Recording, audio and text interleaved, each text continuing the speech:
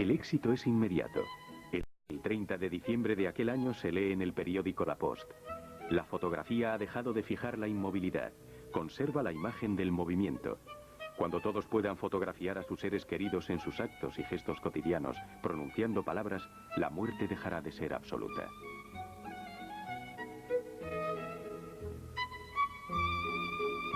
A finales del siglo XIX nace el cine, sueño de dos hermanos cuyo destino es extraordinario, los hermanos Lumière.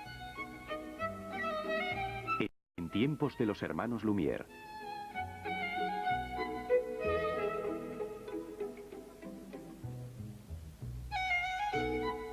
C'était des inventeurs, c'était une race de gens qui a un peu disparu, quoi. C'était les gens qui faisaient la fortune du concours Lépine, des gens qui passaient toute leur vie à chercher. Et c'est très jeune qu'ils inventent leur caméra, très très jeune. On les voit toujours, les Lumières, comme des gens âgés, parce que les photos les plus célèbres qui ont été prises d'eux sont des photos où on les voit comme deux bourgeois, bien assis, ayant déjà vécu une bonne partie de leur vie. Mais quand ils font toutes ces inventions, ce sont il y a tout un côté farceur, il y a tout un côté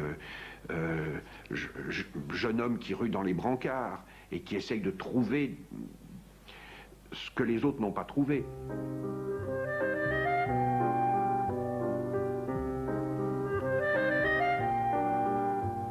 Auguste Lumière nace el 19 de octubre de 1862 en Besançon. Louis nace 2 años después, el 5 de octubre de 1864. Entre los dos niños se crea inmediatamente un vínculo fuerte, una complicidad excepcional que nunca desaparecerá. Il y a d'abord cette espèce de fausse gémellité. Ils n'étaient pas vraiment jumeaux, mais ils ont eu une attitude quasiment de frères jumeaux, puisque, comme on le sait, peut-être, c'est une promesse d'enfant qu'ils se sont faites lorsqu'ils crurent qu'ils allaient mourir noyés dans une grotte au bord de la mer, qu'ils se sont dit, si on s'en sort, comme font les enfants lorsqu'il leur arrive quelque chose de dramatique, si on s'en sort, eh bien, on restera ensemble toute notre vie. En 1871 la familia se muda a Lyon, donde Antoine, el padre, pintor y luego fotógrafo, instala su taller. Auguste contó más tarde que durante años mucha gente importante de Lyon o gente de paso iba al taller, atraída por la fama que Antoine había sabido ganarse con su arte. Antoine Lumière était un homme, une personnalité sans doute un peu fracassante, excentrique et tout à fait attachante aussi en même temps. Je crois que c'est quelqu'un qui avait été, dès la naissance des enfants, il a dû les marquer par son sens de la vie. Et on peut penser que c'est quand même le père avec son côté idéologie humaniste, franc-maçonne, tout à fait généreuse et militante qu'il avait, qui a ouvert ses 2 enfants vers un don, vers quelque chose qui s'ouvre au public. Antoine matricula a sus hijos en la Martinière, un colegio de Lyon famoso por el rigor de su enseñanza, física, química, dibujo y sobre todo matemáticas. Siempre me han entusiasmado los métodos de la Martinière. En ellos tiene su origen mi gran pasión por la investigación científica, dijo Louis Lumière. Cuando tiene 16 años, su padre les plantea a él y a su hermano su primer reto científico: inventar una nueva emulsión para fotografías que permitiese su realización por aficionados. Il a découvert que la photographie allait aller dans la rue et qu'elle n'allait plus être réservée seulement aux photographes, puisqu'on était en train de mettre au point un peu partout dans le monde des émulsions plus rapides qui allaient faire que tout le monde allait pouvoir faire de la photo et pas seulement les spécialistes. Donc il s'est dit, bonne intuition, au fond il faudrait vendre des produits qui permettent aux gens de faire de la photo plutôt que rester dans son atelier.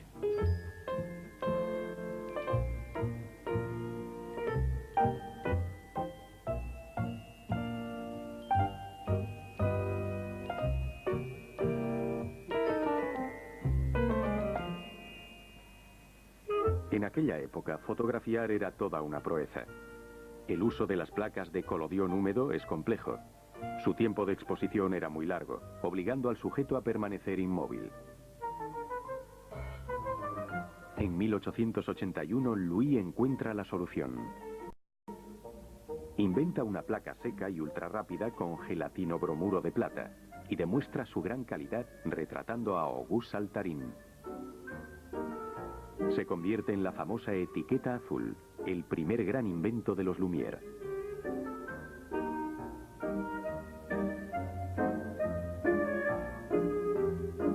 Étiquette bleue, en fait, c'est un nom un petit peu comme Frigidaire, parce qu'en fait, la boîte était vendue avec une étiquette bleue, et bon, ça a été un terme générique, plutôt que de dire les plaques au gélatino-bromure extra rapide, bon, c'est devenu l'étiquette bleue, quoi.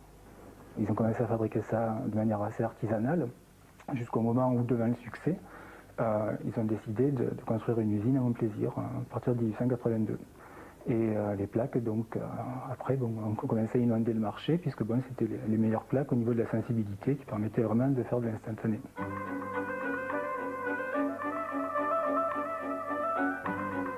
En el número 25 de la calle Saint-Victor, a las afueras de Lyon, la empresa Antoine Lumière e Hijos crece rápidamente. Contratan personal, amplían los talleres. Pronto todo el barrio de Montplaisir trabaja para ellos. En 1894 la empresa cuenta con 300 obreros y obreras y produce 15 millones de placas etiqueta azul. Auguste y Louis se pasan hasta 15 horas diarias en su laboratorio. Siguen investigando. Los obreros dicen, los jefes son unos magos.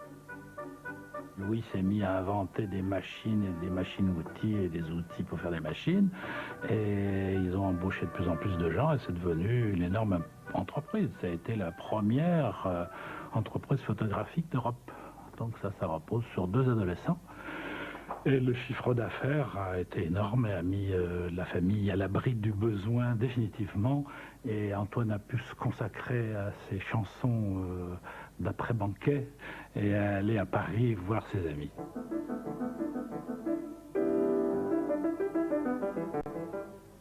Gracias a su experiencia en el ámbito de la fotografía, Auguste y Louis Lumière orientan su trabajo hacia la animación de imágenes. Y se unen a la carrera que a finales del siglo XIX tenía por meta la invención del cine. L'avantage de Lumière, et bon, peut-être sera reproché aussi par des gens qui s'imaginent que l'invention naît comme ça, un petit peu de rien, et si possible par quelqu'un qui est plus un poète ou qui a une idée géniale. Bon, effectivement, Lumière a pu tester tous les procédés, voir un petit peu ce qui allait le mieux fonctionner, et évidemment le mettre en place grâce au personnel de l'usine, aux personnes qui pouvaient fabriquer des prototypes, lui fabriquer des pièces spéciales, etc., etc. Tenía que ocurrir. Los trabajos anteriores tenían que desembocar tarde o temprano en los resultados que tuve la suerte de ser el primero en encontrar, confesó Louis Lumière. En 1877, Émile Reynaud, pionero del cine de animación, inventó el praxinoscopio, que le permitió crear su famoso teatro óptico. Etienne Jules Maget, antes de su cronofotógrafo, inventó en 1882 el fusil fotográfico, que al grabar 12 etapas distintas de un mismo movimiento fue un antecesor de la cámara. Thomas Edison creó el kinetoscopio, que permitía proyectar dentro de una caja de madera cortas escenas filmadas. Las proyecciones se realizaban en ferias o tiendas especializadas. L'invention du cinématographe était dans l'air, oui. Mais quand Antoine Lumière a découvert les films d'Edison, il a dit à ses fils, voilà ce que j'ai vu, voilà les images, j'ai vu des images dans une boîte, maintenant il faudrait que vous fassiez mieux, il faudrait que vous fassiez sortir cette image de la boîte.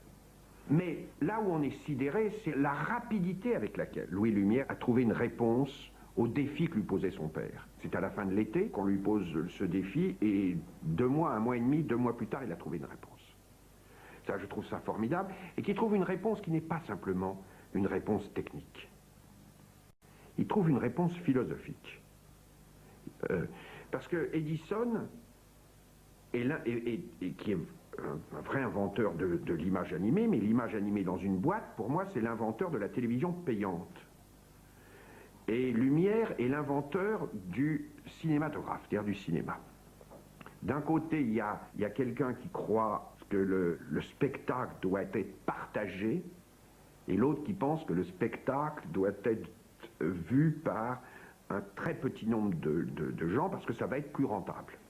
Puisque l'un des principaux reproches qu'Edison fait aux frères Lumière, c'est il leur dit, vous tuez la poule aux œufs d'or. Al encargar a George Eastman la fabricación de películas adaptadas a su kinetoscopio, Edison inventa el formato 35 milímetros. El principal problema que tiene que resolver Louis Lumière es garantizar que la película perforada se desenrolle y pare con regularidad ante una ventana de impresión para devolver la ilusión de un movimiento continuo. Encuentra la solución a principios de 1895, adaptando al tomavistas el mecanismo de prensilla utilizado en las máquinas de coser. Crea así el cinematógrafo Lumière, un aparato que permite a la vez rodar, revelar y proyectar vistas animadas. Charles Moisson, mecánico jefe de la empresa, es el encargado de fabricar el prototipo. Es el mismo que Louis Lumière utiliza el 26 de mayo de 1895, cuando rueda la primera película de la historia del cine, La salida de la fábrica Lumière.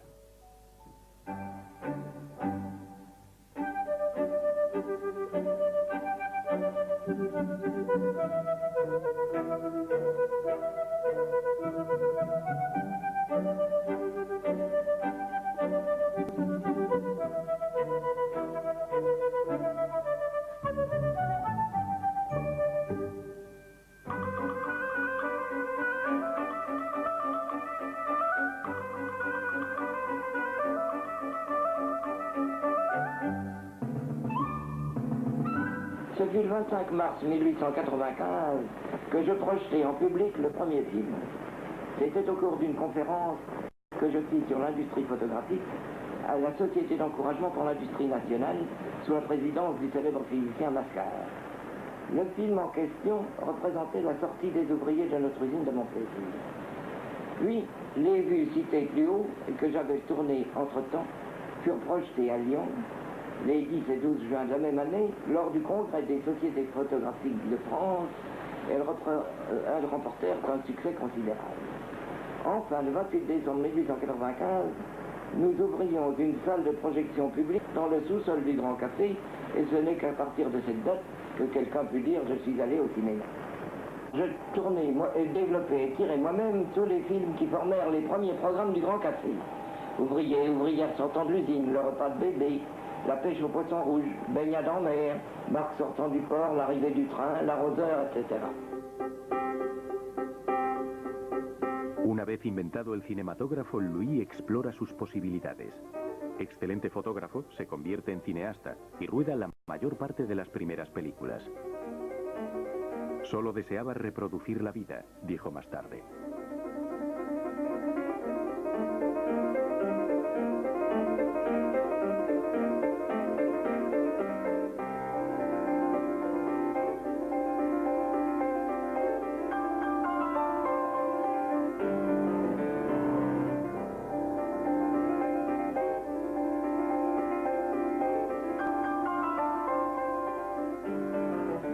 Lyon es naturalmente el escenario de numerosas tomas. La llegada del tren a la estación de Perrache, la plaza Bellecour, la plaza Cordelier. En voyant et en revoyant ces films, je suis sidéré déjà par d'abord le sens du cadre qu'avait Louis Lumière. Je trouve qu'il a tout de suite compris que la force dans la composition d'un plan, c'était la diagonale. Ce qu'il ne fallait pas se placer de manière frontale par rapport à l'événement. Il a tout de suite su qu'il fallait animer les images. Et dans plein de films, il y a des complices, des comparses qui sont chargés de créer un mouvement, qui sont chargés de rentrer dans le plan, pour faire sortir quelqu'un qui va venir trop près de la caméra. Lumière place la caméra au meilleur endroit possible. Il avait évidemment son expérience de photographe, mais il a compris que le cadre du cinéma n'était pas le même que le cadre de la photo, qu'il fallait tenir compte du mouvement à l'intérieur d'un plan.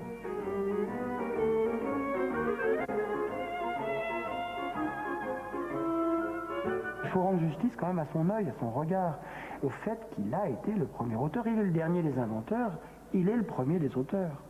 Et il y a un certain nombre de films qui témoignent en soi, même s'il n'avait pas été l'inventeur de cette machine de cinématographe, qui témoignent en soi de grande qualité de metteur en scène de cinéma.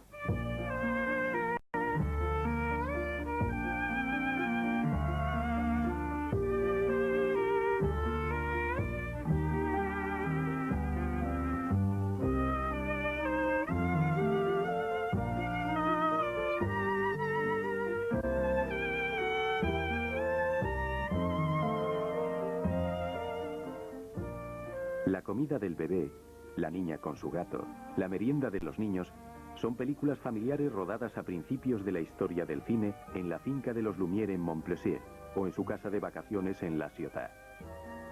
Protagonizadas por Auguste y su mujer Marguerite, Rose, la mujer de Louis y sobre todo sus hijos, aquellas primeras películas llenas de momentos felices son un testimonio valioso de la vida burguesa de la época.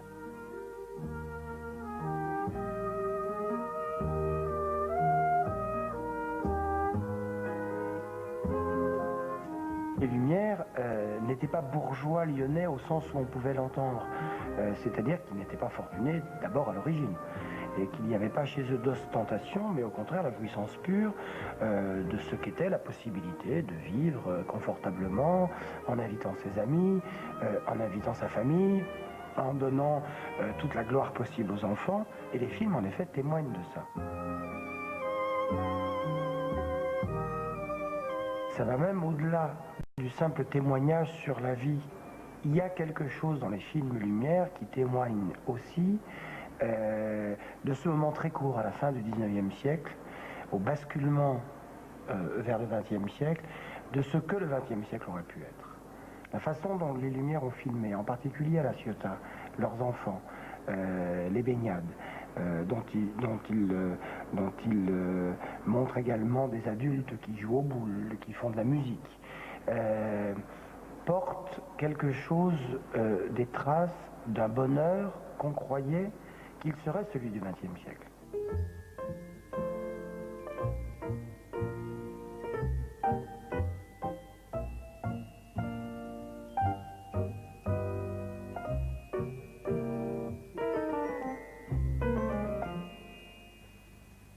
Le Clos de Plage, la imponente mansión de los Lumière en La Ciotat, entre la playa y los viñedos.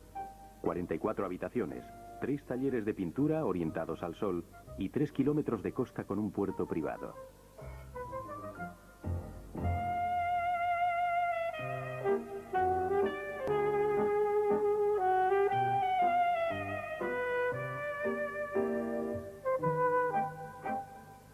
La familia se reúne allí durante los meses de verano, rodeando a Antoine Lumière, el patriarca.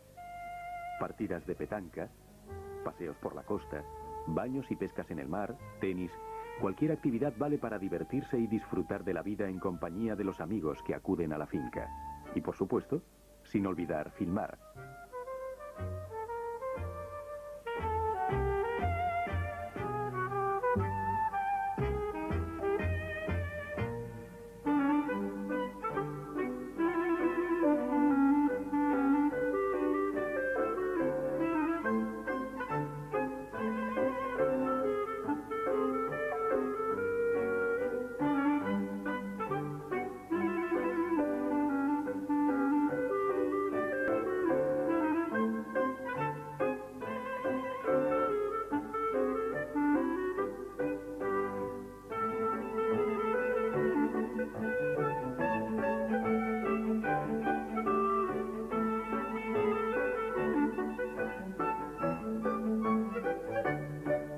Le cinématographe inventé. Un été 1895 passé à s'amuser à faire des films. Et quelques films tournés. Le cinématographe allait être commercialisable. Rapidement, il y a un réseau de concessionnaires Lumière, il y a la conscience, parce que c'est les gens qui étaient des inventeurs et des commerçants, parce qu'ils avaient à faire fructifier leurs diverses inventions. Donc il y a la conscience qu'il y a peut-être un mode d'exploitation à trouver.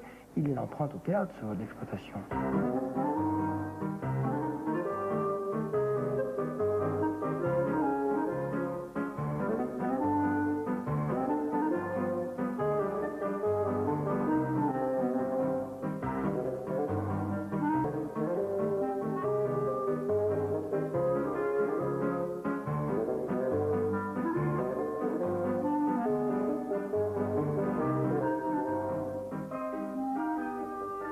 éxito de las proyecciones del Gran Café, otras salas abren a partir de 1896 en Lyon, en la calle de la République o en París, donde se organizan proyecciones en los grandes almacenes, en el Museo Oleg o en El Dorado, ante un público fascinado.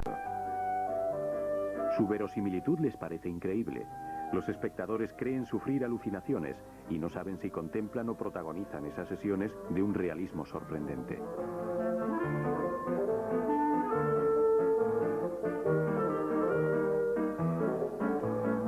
Il y avait un placard publicitaire chaque semaine avec le titre des films, y compris avec ceux des films qui étaient déjà des succès, puisqu'entre parenthèses, il était indiqué redemandé.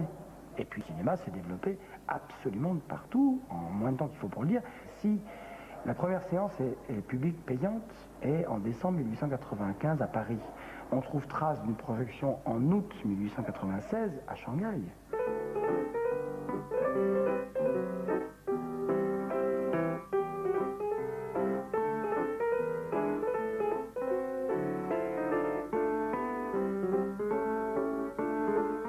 En el extranjero se multiplican los estrenos.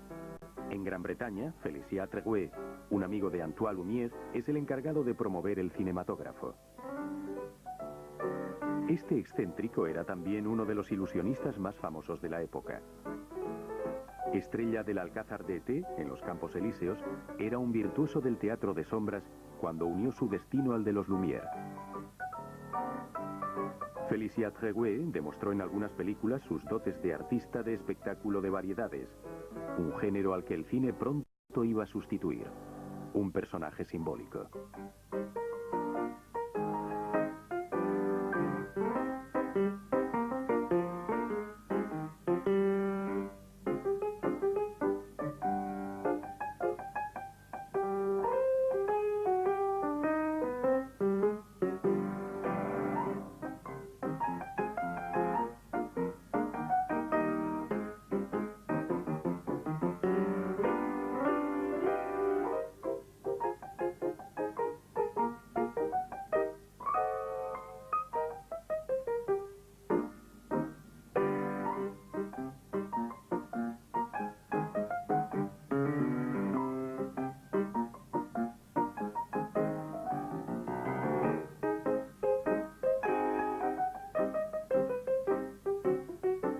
Le catalogue des films Lumière, il est composé de 1422 titres, qui, par suite à des multiples versions de L'Arroseur arrosé, par exemple, ou de La Sortie d'usine, en fait, on arrive à un total de 1428 films, sur lesquels, chose unique, on en a retrouvé 1408. Et c'est parce qu'en fait, le catalogue Lumière, c'est constitue un petit peu une entité à part dans les débuts du cinéma, parce que, tout pratiquement a pu être conservé. C'est-à-dire que contrairement à Pathé ou à d'autres qui, après l'exploitation commerciale des films, pouvaient tout à fait refondre les pellicules pour récupérer les selles d'argent et se servir de la matière pour faire des peignes ou autre chose, Lumière, ça a été conservé.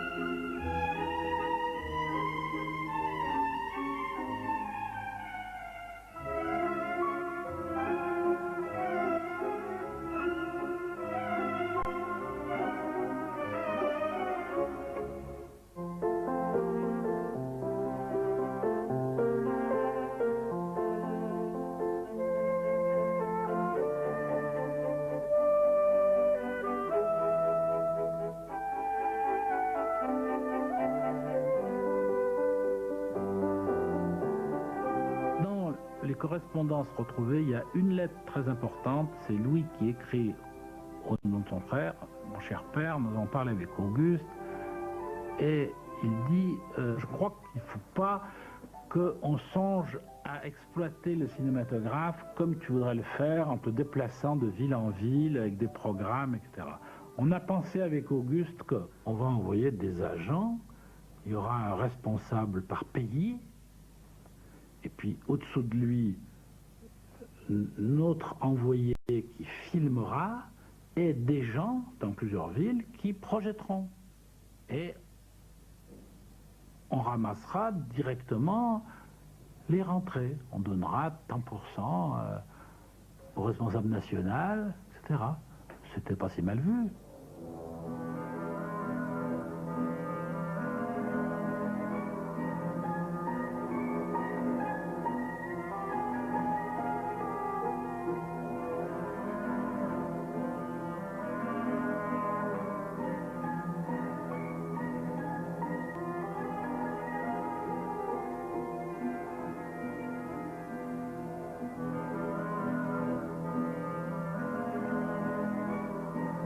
A partir de 1896, unos 50 operadores contratados por los Lumière realizan tomas en el mundo entero.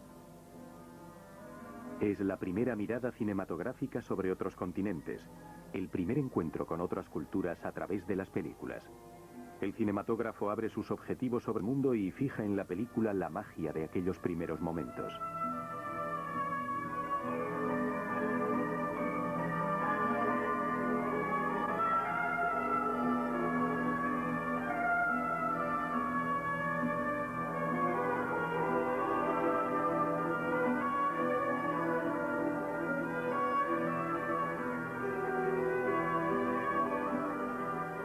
Moi, je voudrais insister sur ce qui fait pour moi le vrai génie des Frères Lumière.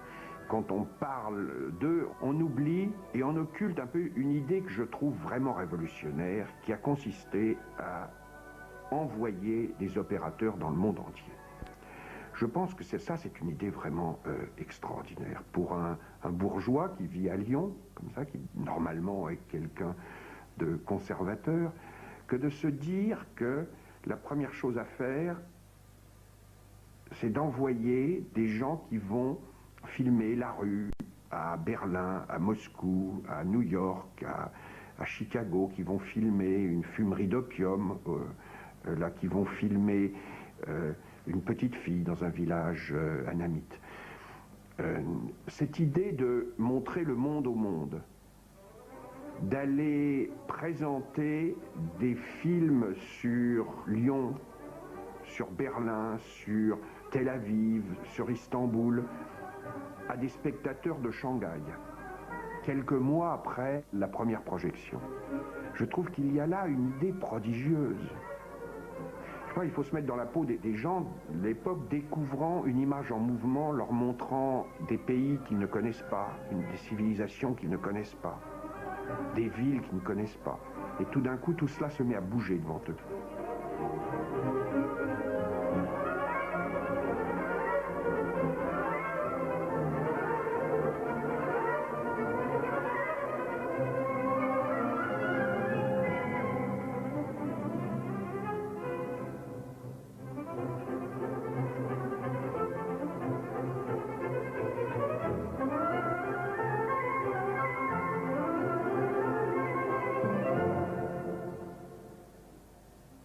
No les ofrecemos un futuro estable. Se trata más bien de un oficio de feriante. Puede durar 6 meses, un año, quizás menos. Eso es, dice Louis Lumière a sus operadores en su primer encuentro con ellos. Para un oficio que considera carente de futuro, contrata a hombres que no temen la aventura. Félix Meswisch, Alexandre Promiot, Marius Estier, Constant Girel, todos salen a recorrer el mundo después de unas semanas de aprendizaje en la fábrica de Montplaisir. Gabriel Berg fue uno de los más brillantes. Después de estudiar farmacia en la Universidad de Lyon, a los 25 años es contratado por los Lumière y sale rumbo a América Latina, donde rueda numerosas películas en México, en Colombia o en Venezuela.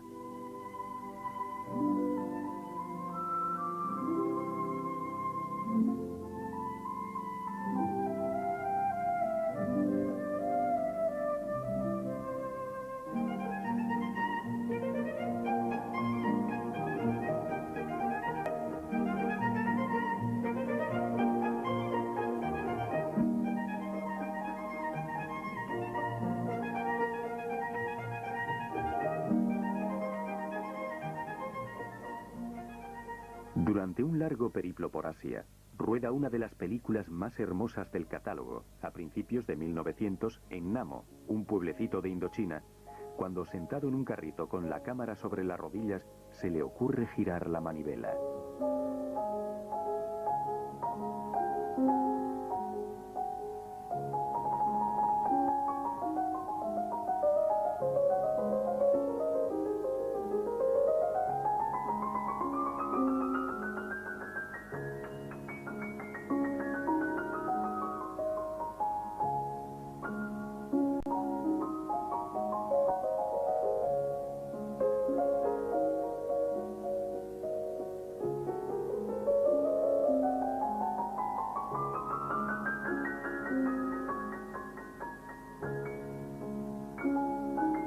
Même si certains opérateurs sont vraiment responsables des films qu'ils ont tournés, je pense que s'ils ne s'étaient pas sentis soutenus par les gens qui les finançaient, qui payaient leur voyage, qui leur avaient commandé ces films, ils ne seraient pas livrés à ces expériences. Il n'aurait jamais mis, Gabriel Verne n'aurait jamais mis la caméra dans un pouce-pouce s'il ne savait pas que ça allait être accepté par les Lumières.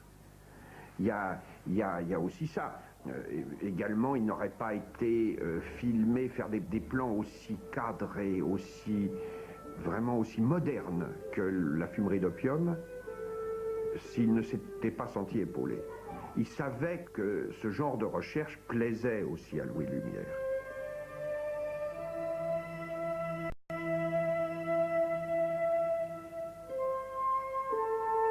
On peut dire que les Lumières, même s'ils ne sont pas les réalisateurs de tous les films, en ont inspiré beaucoup. Et qu'on peut penser aussi que Louis Lumière choisissait ses opérateurs après leur avoir fait passer un examen. Donc il voyait les gens qui étaient aptes à saisir une scène dans une rue, où ils savaient cadrer tel ou tel événement. D'ailleurs, les films ont de vrais points communs, même quand ils sont tournés par des auteurs différents. Il y en a simplement, il y en a qui sont meilleurs que d'autres. Il y en a qui ont un œil plus aigu, qui sont plus audacieux. Il y en a qui obéissent au cahier des charges, mais qui obéissent simplement aux règles les plus élémentaires. Et il y en a d'autres qui vont dépasser ce cahier des charges, qui vont à la fois lui obéir, mais ce qu'ils vont faire va faire progresser un petit peu le cinéma.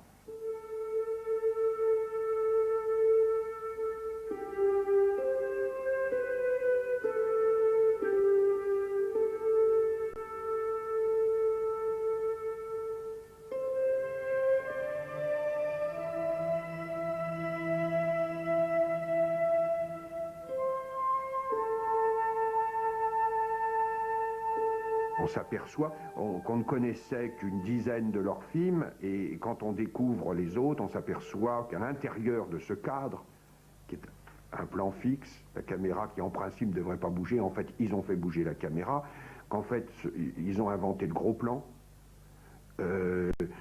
qu'ils ont inventé aussi des placements différents pour la caméra. Il y a certains films de Gabriel Verne où la caméra est très basse, on se croirait dans un film d'Ozu. Et donc, d'une certaine manière, toutes les bases de ce qu'on appelle de manière, je suis très rébarbative, mais la grammaire cinématographique, mais toutes les bases sont déjà là. Sont déjà entre 1895 et 1900, toutes les bases sont déjà jetées, sont déjà créées.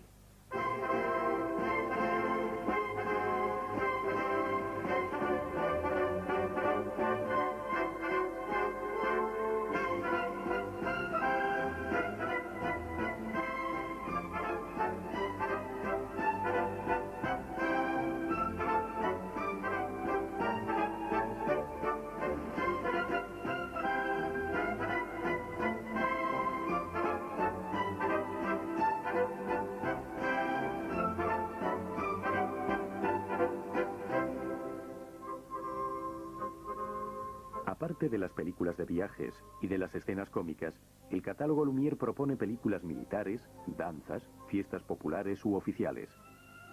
Muchas películas permiten también descubrir grandes exposiciones y acontecimientos políticos de primera importancia. Los operadores siguen los viajes de Félix Faure y los del siguiente presidente, Émile Loubet.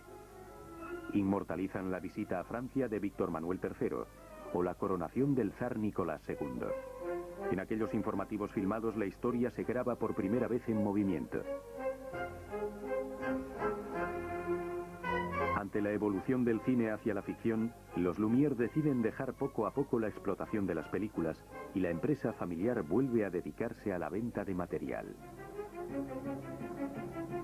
Passer la première surprise de pouvoir voir des images animées, de pouvoir voir le mouvement, la vie sur l'écran, bon, quand le public a commencé à vouloir voir des vues un petit peu plus mises en scène avec des petits scénarios, bon, que Méliès faisait ses vues à trucs, que Pathé commençait à produire aussi, bon, Lumière après tout c'était Lyon, c'était quand même une société de fabrication de plaques photographiques à la base et c'était pas une industrie du spectacle.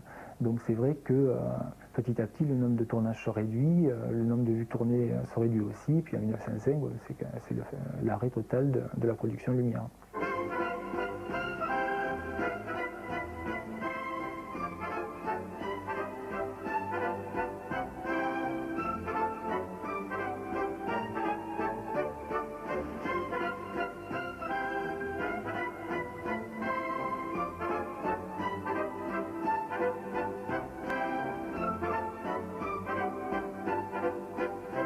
Moi je dirais qu'en 1900, après l'exposition universelle, quasiment déjà il y a quelque chose qui s'arrête.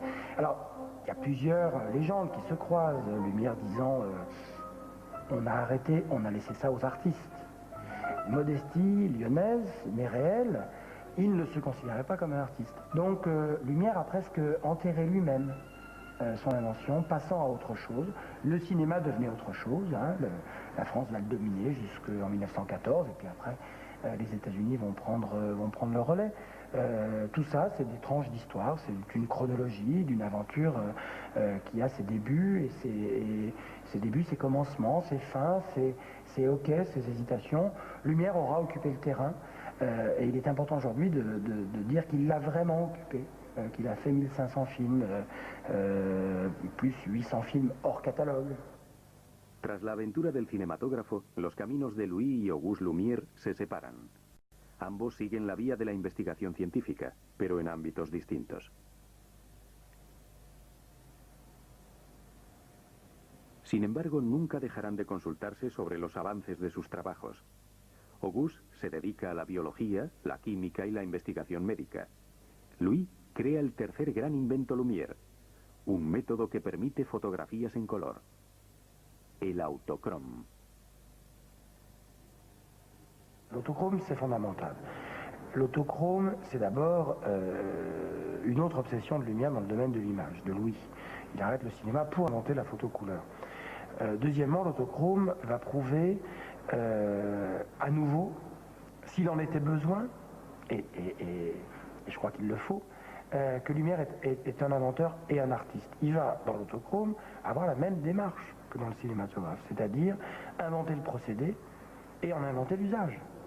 Et les autochromes redisent à quel point Lumière était un homme de son temps, c'est-à-dire un homme de l'impressionnisme, un homme de la fin du XIXe siècle.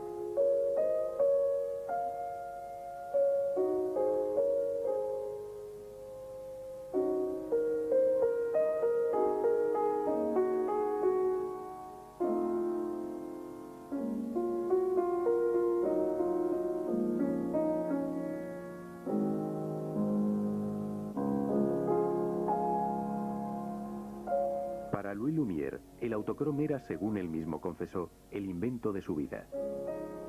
Me hicieron falta 7 años de continuos esfuerzos. No hice otra cosa durante ese largo periodo. Nunca me desanimé. Con el autocrome, Louis Lumière crea una emulsión revolucionaria, compuesta de granos de fécula de patata triturados y coloreados, con los cuales cubre placas de cristal. Ese proceso, auténtico reto tecnológico, será una producción industrial a partir de 1907. La armonía de colores lograda en esas primeras fotos no ha tenido parangón.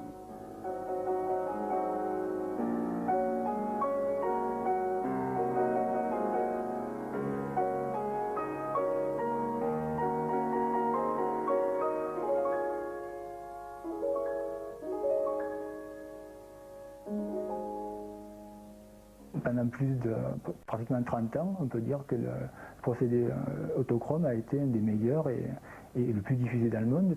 C'est un procédé donc, qui sera utilisé commercialement de 1907 à environ 1935-36, c'est-à-dire le moment où d'autres procédés apparaissent comme le Kodachrome et l'Agfacolor, qui vont encore simplifier de plus en plus la photographie couleur pour l'amateur et en plus passer à des formats plus réduits, parce que l'autochrome en fait était sur plaque de verre, donc c'est quand même quelque chose qui était lourd à manipuler, et puis surtout qu'il n'était pas possible de produire. C'est-à-dire qu'en fait un autochrome c'est une photographie couleur sur plaque de verre unique qu'on ne peut pas dupliquer. August sigue investigando en el ámbito de la medicina. Publica cerca de 40 libros. Crea una revista, redacta más de 1000 informes y abre una clínica privada en Lyon, en la calle Villon. Rechazando los prejuicios, se opone frecuentemente a las instituciones oficiales y a los mandamás, a los que llama sepultureros del progreso. No admiten que se innove apartándose de sus teorías. Mis trabajos son un estorbo para su amor propio y sus intereses. Il était sur la voie des allergies, il était sur la voie de toutes ces médecines parallèles ou douces auxquelles on reconnaît quand même de la valeur maintenant. Mais à l'époque, il avait l'air d'un franc-tireur absolu et il était quand même complètement mis à l'index par l'intelligentsia des médecins lyonnais. Cette direction de recherche leur paraissait farfelue, complètement farfelue. Auguste a fait quelques inventions remarquables, comme le tulle gras lumière. On le trouvait encore il y a très très peu de temps sous ce nom partout, dans d'autres parties, le tulle gras lumière. Et ça, c'est une invention en 1915 d'Auguste Lumière qui, devant la vue des blessés qui ont été brûlés lors des combats très meurtriers de la Première Guerre mondiale, s'est mis à gamberger et à trouver ce remède, ce médicament, ce pansement qui a soulagé des centaines de milliers de brûlés. Louis centra sus trabajos en la fotografía y el cine. La placa etiqueta azul, el cine y el autocrom son sus inventos más famosos, pero no son los únicos. En 1899 crea el fotorama, un aparato con 12 objetivos que permite la proyección de fotografías panorámicas.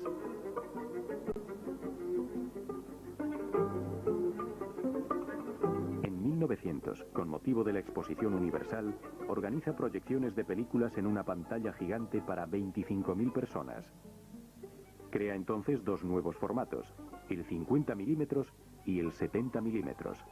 Sus inventos se multiplican: el Kinora, el Cinematolab, la fotoestereosíntesis.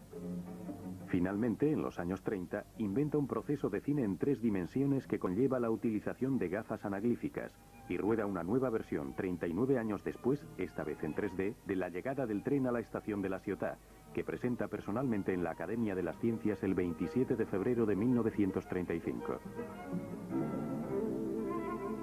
Louis Lumière había puesto su vida entera al servicio de la imagen. Conoció a los más grandes, Walt Disney, George Eastman, Léon Gaumont, en su búsqueda de una perfección técnica que, según sus propias palabras, tenía por objetivo abrir una nueva ventana sobre la vida real. On a beaucoup de témoignages de lui par ses 2 petits-fils, Jacques et Maurice Trarieux-Lumière, 2 frères, qui en parlent avec extraordinairement de respect. Quelqu'un, un vieil homme qui était d'une grande rigueur, mais qui avait un côté j'y retrouve tout aussi. Il raconte qu'il avait toujours un tournevis, il avait des manteaux énormes qui pesaient très très lourd parce qu'il avait toujours plein d'outils dans les doubles poches du manteau. Louis Lumière, un petit peu avant sa mort, essayait d'inventer le sel en couleur. Il était obsédé parce qu'il trouvait qu'il y avait un truc qui le gênait considérablement, c'est quand on salait le riz, on ne savait jamais la quantité de sel qu'on avait mis sur le riz ou sur les pâtes, et donc on se trompait, on salait ou trop ou pas assez. Donc il disait il faudrait trouver l'inventer le sel en couleur, c'est comme ça on saurait exactement la quantité de sel qu'on a mis. Donc et ça voilà, c'est typique je trouve que c'est une anecdote qui révèle beaucoup de choses sur Louis Lumière.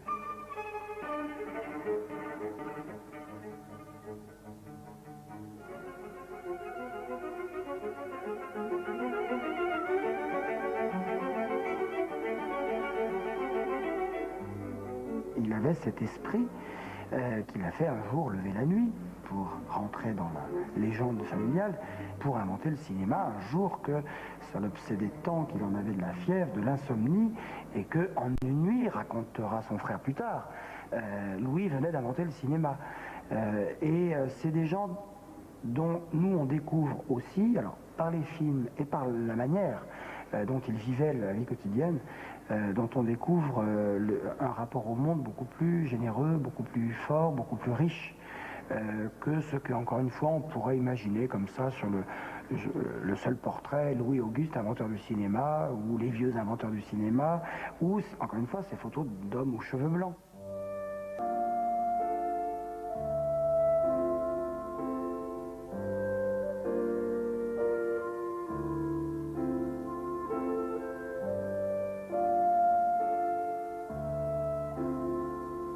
Para el mundo estábamos dormidos siendo adolescentes y despertamos hechos hombres cuando llegó el éxito.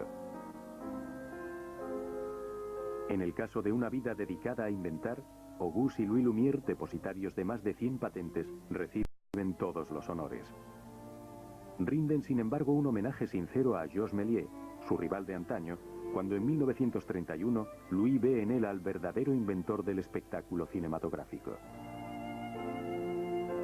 Moi, je trouve que le cinéma, il a, pendant un moment, régressé après. Que le langage cinématographique est devenu plus rudimentaire, que les plans sont devenus plus maladroits pendant de longues années. Il a fallu ensuite l'effort de gens comme Griffith, comme Capellani, comme Antoine, enfin un certain nombre de gens feuillades pour arriver à ouvrir de nouveau les portes. Mais pendant les quelques années, les années entre la fin des films Lumière et les vrais débuts de Griffith, je trouve que là, le cinéma régresse et que les films des frères Lumière sont plus intéressants que beaucoup de films, même des années 10 ou des premières années du cinéma muet.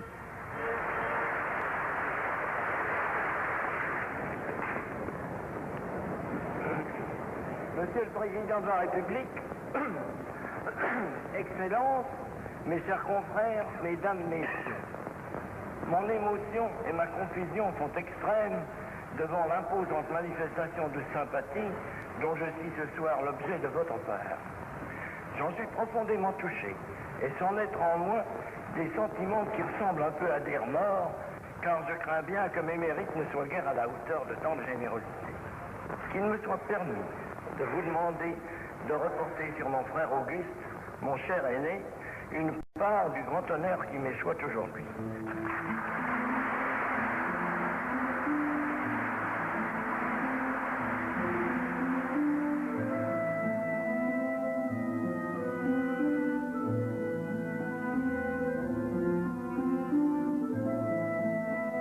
Tuve junto a mi hermano Auguste la gran satisfacción de llevar a cabo la resolución de algunos problemas que me habían llamado la atención. Siempre me ha dejado boquiabierto el bosque de preguntas que nos rodea. Nací entusiasta. Se envejece más lentamente si se está siempre a la espera de algo. Sería uno inventor si no supiera esperar. Ha sido mi razón de existir, mi vida.